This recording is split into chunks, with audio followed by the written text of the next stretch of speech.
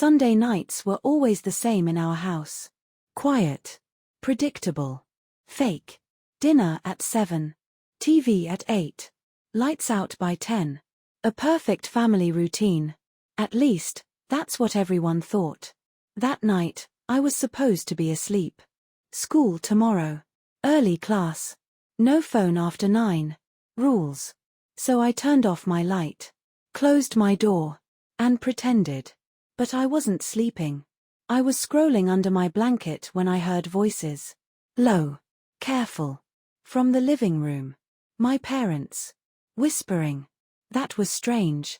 They never whispered. They argued. They complained. They blamed. But whispered. Never. I slipped my headphones off. Held my breath. And listened. Dad's voice came first. It has to look natural. Mom replied quickly. Of course. No mistakes this time.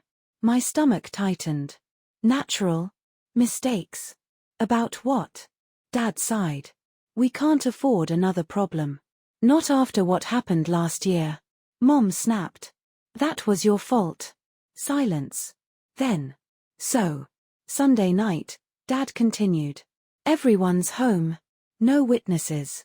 Perfect timing. My heart started pounding. What were they talking about? Mom lowered her voice. She trusts us. She won't suspect anything. Dad chuckled softly. That's why it'll work. Work? What would work? My hands were sweating. I slowly opened my door. Just a crack. The hallway was dark. The living room light was on. I crouched. Peeking. My parents sat at the table. Papers spread out. Envelopes. Documents. Maps. Yes. Actual maps. Dad pointed at one. Here. We do it here. Mom nodded. And after that, it's ours. Ours, Dad repeated. They clinked their coffee mugs. Like they were celebrating. I felt sick. They were planning something. Something bad. My phone buzzed. A message from Grandma. I'm coming tonight. Not alone. I frowned. Not alone. She usually came by herself. Or with groceries. Or knitting. Never not alone. Before I could think more, the front door clicked. Unlocked. Opened. Both my parents froze. So did I. Grandma stepped inside. Slowly. Carefully. Her face was pale. Not her usual warm smile. Not her joking mood. She looked terrified. Behind her, 2 men walked in. One was in a dark coat. The other wore gloves. Inside the house. At night. Uninvited. Dad jumped up. Mom. What's going on? Grandma's hands were shaking. I didn't know what else to do, she whispered. Then she said the words that made my blood turn to ice. There's a body in the car. Silence. Absolute. Dead. Silence. What? Mom breathed. One man is dead, Grandma cried. He collapsed. He's not moving. My knees almost gave out. Dead.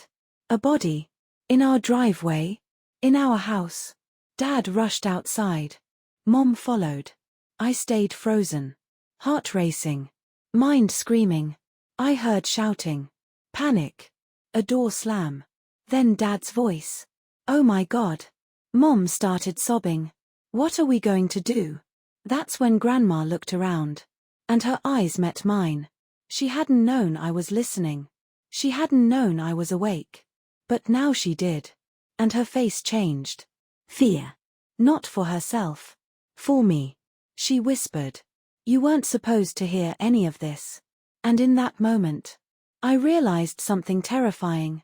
Whatever my parents were planning, whatever that body meant, it was all connected. And I was already in the middle of it. Dad came back inside first. His face was gray. Like all the blood had drained out. Mom followed. Hands shaking. Eyes wild. We have to call the police, I said before I could stop myself. All 3 of them turned to me. Like they had forgotten I existed. No, Mom snapped. Absolutely not. Why not? I cried. There's a dead man. Grandma grabbed my arm. Sit, she whispered urgently. Her grip was cold. Painful. I obeyed. Because fear is stronger than logic. Dad locked the front door. Then the back. Then pulled the curtains. One by one. Like we were sealing ourselves in. No witnesses, he muttered. My stomach twisted. Those were the same words he had said earlier. No witnesses. Mom paced. He collapsed at the gas station, Grandma explained. He was asking for help. He followed me here. Who is he? Dad demanded. Grandma hesitated. Then whispered. Your uncle's partner. The room froze. My uncle. The one who disappeared 5 years ago. The one nobody talked about. The one whose photos were removed. The one whose name was forbidden. Dad clenched his fists. He was supposed to stay gone. Mom shouted. You said that case was closed. Grandma started crying. He found documents. Proof. About the insurance. About the fire. Fire? What fire?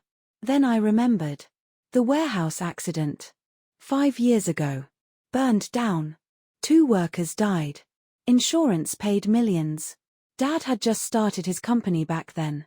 Suddenly, it made sense. They did it, I whispered. No one denied it.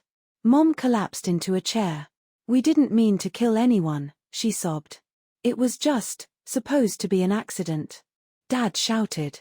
It was for this family. For you. For our future. I felt sick. My parents. Criminals. Murderers. Liars. All this time. Grandma looked at me. We were going to frame him, she admitted quietly. The dead man. Make it look like he set the fire. My heart stopped. That's what you were planning tonight, I said. Dad looked away. Yes. I stood up. Shaking. You were going to use a dead body, to save yourselves. He ruined everything. Mom screamed. He was going to expose us. Outside. Sirens wailed. Far away. But coming closer. Everyone froze. Dad whispered. Did you call? No. Mom cried. All eyes turned to Grandma. She slowly reached into her pocket. Pulled out her phone. I did, she said. I couldn't let you destroy your child's life too. Tears streamed down her face. I lost one son already. I won't lose a grandchild to prison. My chest tightened. Grandma had chosen me. Over them. The sirens grew louder. Red and blue lights flashed through the curtains. Mom screamed. Dad sank to his knees. And I realized. This house of lies was about to collapse. The sirens stopped right outside our house. Red and blue lights flooded the walls. Like judgment had arrived. There was a loud knock. Then another. Police. Open the door. No one moved. Dad stared at the floor. Mom was sobbing uncontrollably. Grandma stood up. Wiped her tears. And walked to the door. I'll do it, she said. She opened it. 2 officers stepped in. Then more. They moved fast. Professional. Focused. Where is the victim? One asked. In the car, Grandma replied quietly. Driveway. Paramedics rushed out. But minutes later. They shook their heads. Gone. The man was already dead. Dad was handcuffed first. Then Mom. I watched as my parents were led away. Not as monsters. Not as villains. But as broken people who chose greed over truth. Mom looked back at me. I did it for you, she cried. No, I whispered. You did it to me. At the station, everything came out. The fire. The insurance fraud. The bribed inspector. The hidden accounts. Years of lies. Years of fear.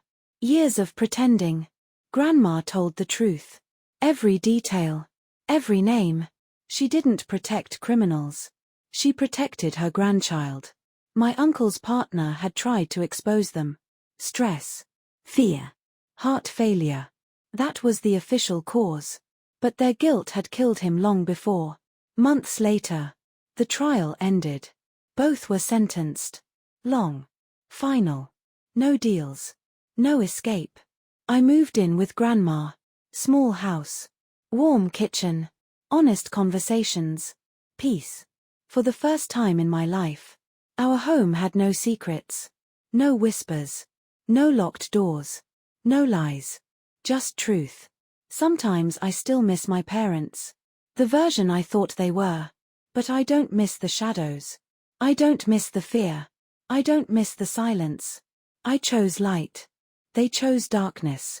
And we all paid the price. Glowing star moral of the story. No crime stays buried forever. Lies grow heavier with time, and greed always demands a payment. Choose honesty, because truth may hurt once, but deception destroys generations. If this story moved you, share it, comment your thoughts, and don't forget to like and subscribe for more powerful stories. Blue Heart.